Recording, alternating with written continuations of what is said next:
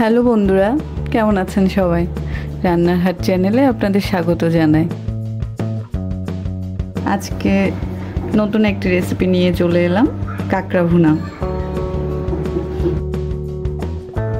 চলুন দেখে আসি। প্রথমে একটি প্যান বসিয়ে অল্প তেল দিয়ে নিয়ে কাঁকড়াগুলোকে ভেজে নিলাম।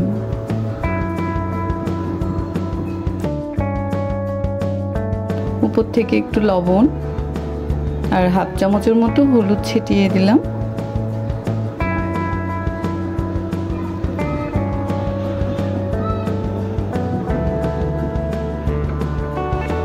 এরপর ভালো করে একটু উল্টিয়ে পাল্টিয়ে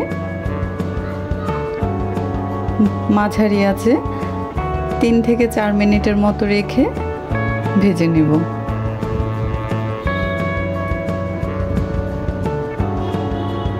এই তো ভাজা হয়ে গেছে।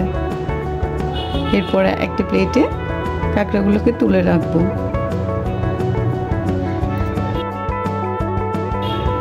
এরপর আবার ওই তেলেই তেজপাতা, লং, কয়েকটা এলাচ দিয়ে নিলাম। এরপর পেঁয়াজ কুচিগুলো দিয়ে দিব।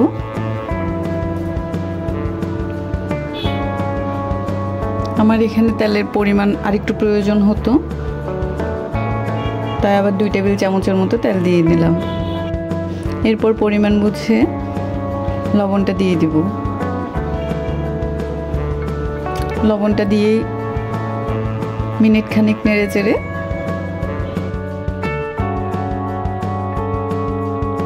কেটে রাখা আলুগুলো দিয়ে দিব। আমি এখানে 150 গ্রামের মতো আলু নিয়েছি, আপনারা আপনাদের পরিমাণ মতোই নেবেন।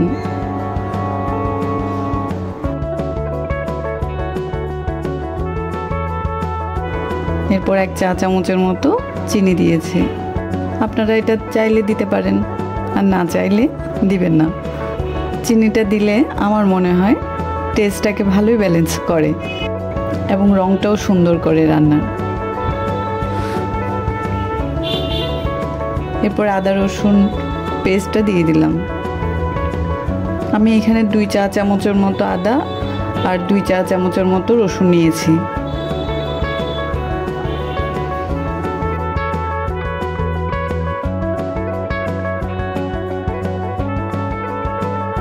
এরপর 1 চা চামচ হলুদ দিয়েছি, মরিচের গুঁড়া আর ধনিয়ার গুঁড়ো 1 চা চামচ করে দিয়েছি।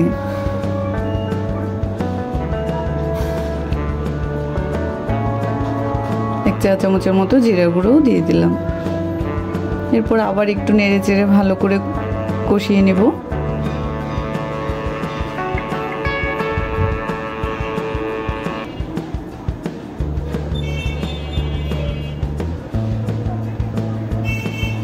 আমি এখানে লো হিটে আস্তে আস্তে করে কষিয়ে নিলাম।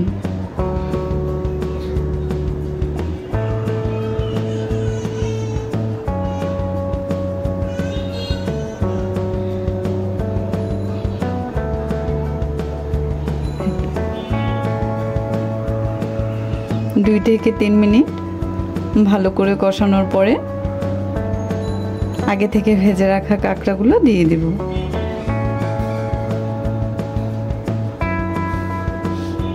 কাঁকড়াগুলো দেওয়ার পর আমরা 3 থেকে 4 মিনিট আবার ভালোভাবে কষিয়ে নেব।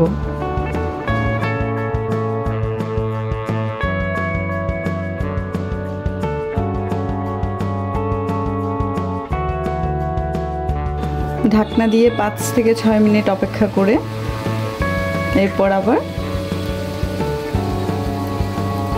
2 কাপের মতো গরম জল দিয়ে দিব।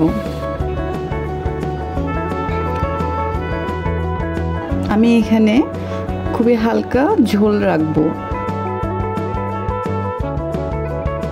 এরপর 2 চা চামচের মতো ঘি আর 1 চা চামচের মতো গরম মশলার গুঁড়ি দিয়ে দিব।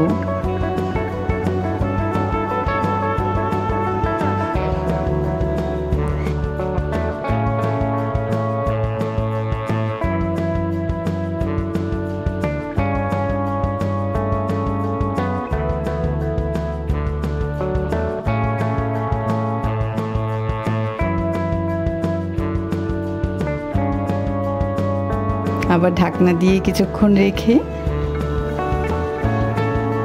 তৈরি হয়ে গেছে আমাদের কাঁকড়া ভুনা।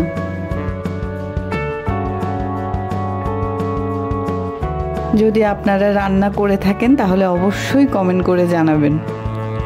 ভালো লাগলে একটা লাইক দিবেন, শেয়ার করে অন্যদের দেখার সুযোগ করে দিবেন। যদি চ্যানেলটি সাবস্ক্রাইব না করে থাকেন তাহলে প্লিজ সাবস্ক্রাইব করে দিবেন। আজ এ পর্যন্ত। ভালো থাকুন, সুস্থ থাকুন। দেখা হবে নতুন রেসিপিতে।